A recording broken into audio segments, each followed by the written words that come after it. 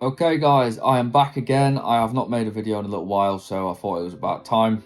And I thought that a good topic to cover was extreme diets, because I've seen a lot of these being peddled recently and promoted online, particularly on social media. So I thought I'd put my 2 pennies worth in, see what people think.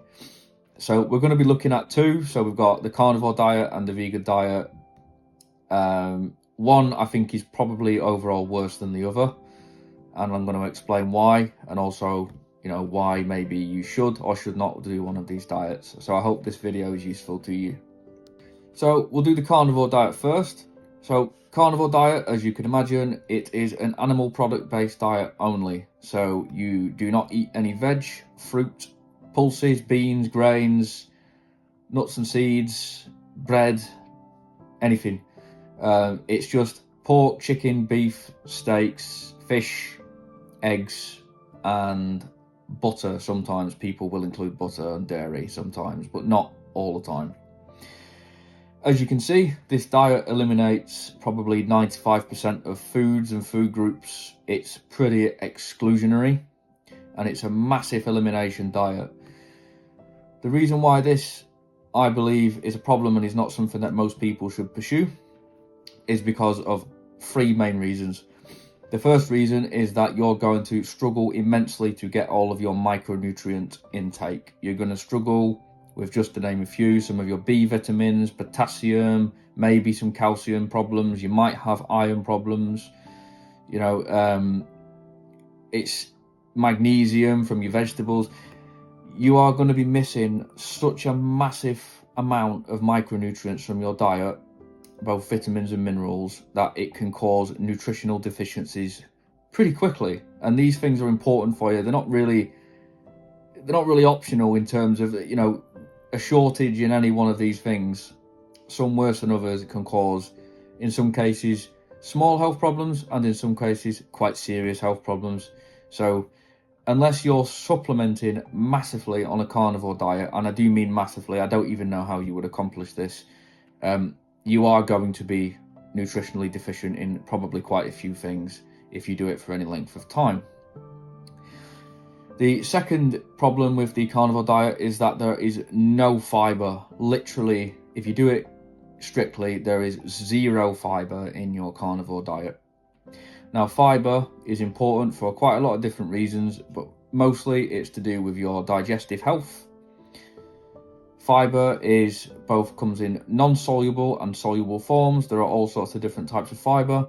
They feed your gut microbiome, which basically means your digestive health, to cut a long story short, which in turn can make your digestive system more healthy and more efficient and more effective and more able to deal with the food that you're giving it. High fiber intake is also been shown to help reduce the risks for certain types of cancer as well. So there are loads and loads of good reasons for you to have fiber in your diet. You're supposed to eat it. The humans have evolved to eat fiber, and arbitrarily cutting it out of your diet is not a very good idea long term. So people are probably going to be asking themselves, why do a carnivore diet?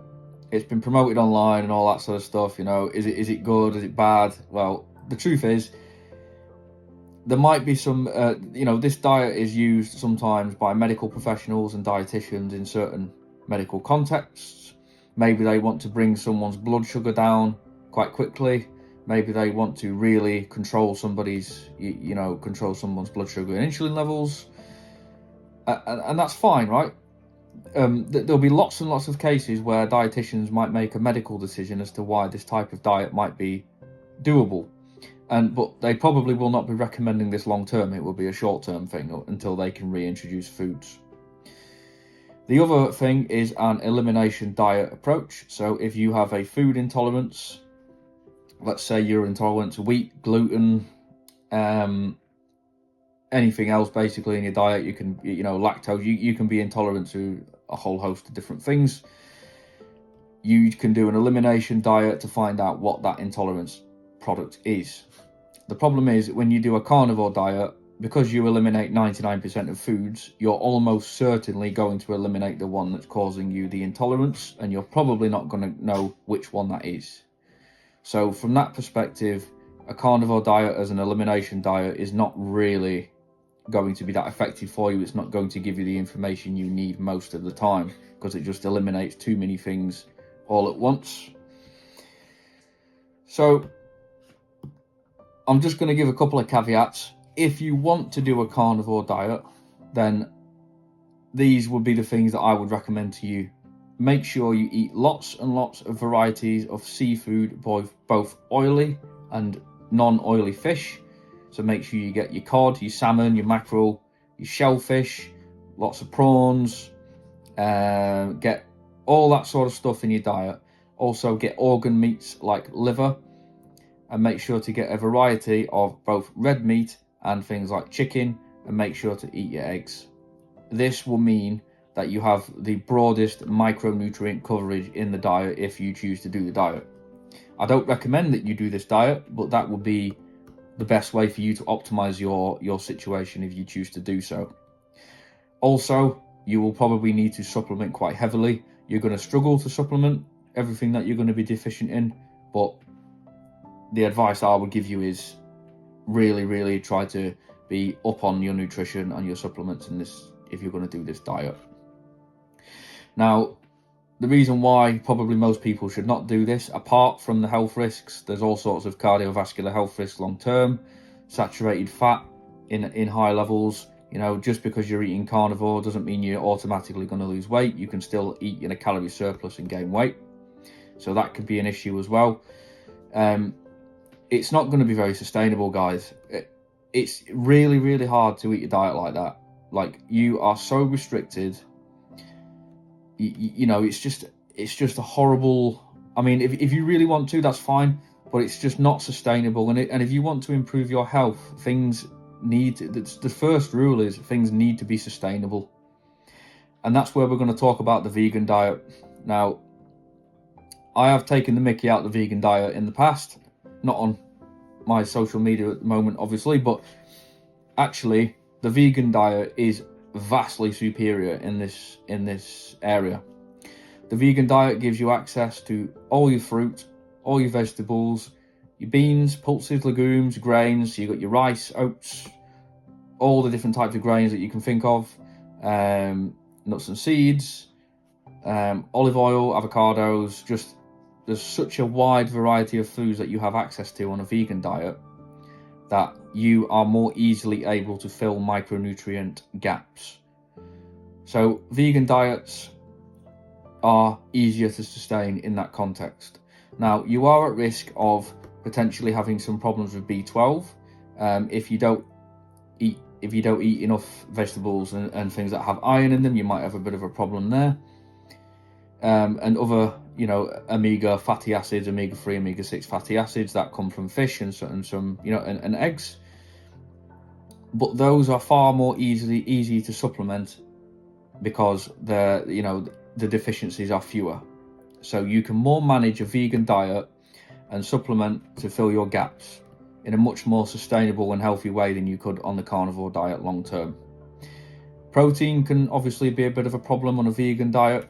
You can eat a lot of protein, but if you're eating all of your protein from plant foods, sometimes the bioavailability of that protein can be reduced.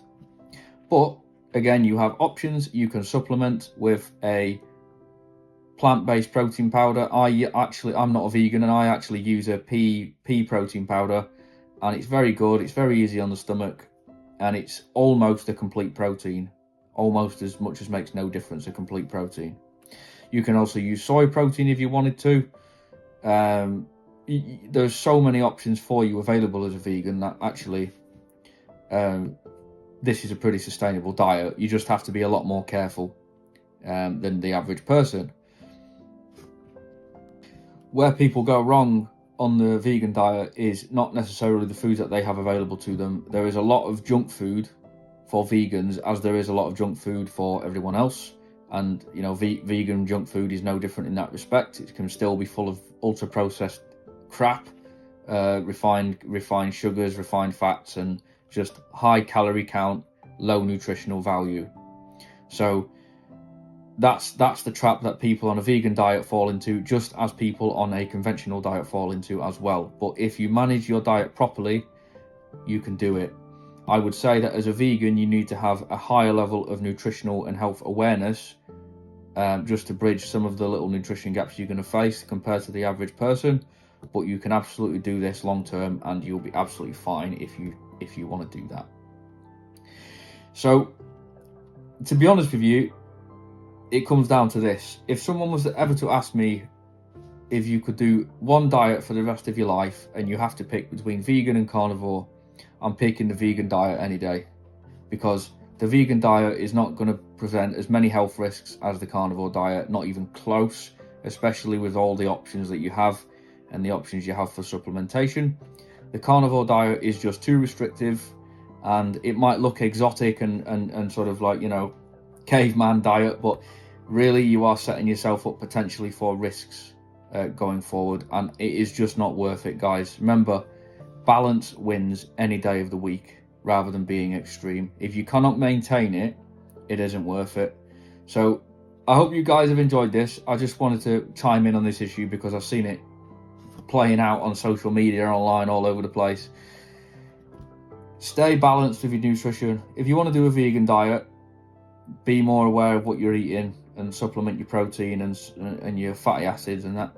If you want to do a carnivore diet, good luck. But this video has hopefully just been a bit educational. You know, I'm not dissuading anybody. I'm not trying to poke holes in people's preferences, but I'm trying to provide like a nutritionally and more science grounded way of thinking about these diets, because we can get caught up in ideology too quickly, and ideology and science do not combine very well. So I think we need to be careful with this, because a lot of these diets have like a group surrounding them, and I think if you get drawn into it, it's hard to get out. So thank you guys for watching. Let me know what you think. Let me know if I've upset any carnivores or vegans or anybody. Speak to you guys next time.